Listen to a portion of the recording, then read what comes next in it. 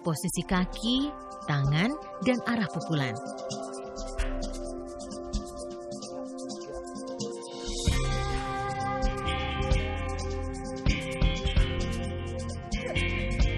Seperti ketika Babenung mengajari pukulan dan tangkisan. Tangan saya justru memar karena salah menangkis serangan. Neng, Babe tuh gak pernah ngajarin kita ngadu fisik. Cuman Babe bilang nangkis begini gitu kan. Nah, Neng adu fisik begini.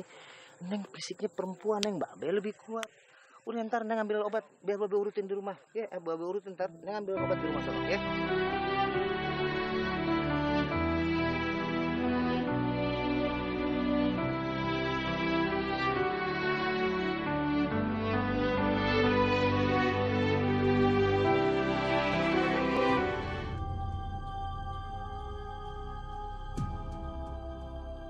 Tetapi ketika saya beranjak ke arah rumah Babenung, saya kaget karena tiba-tiba ada serangan.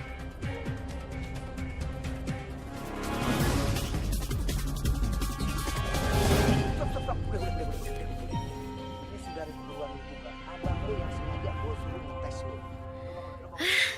Rupanya Babenung hanya menguji kemampuan saya mengaplikasikan jurus-jurus si bundar.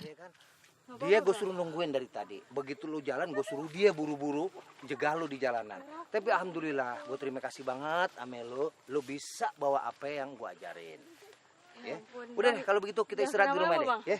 Ayo deh, kita pulang.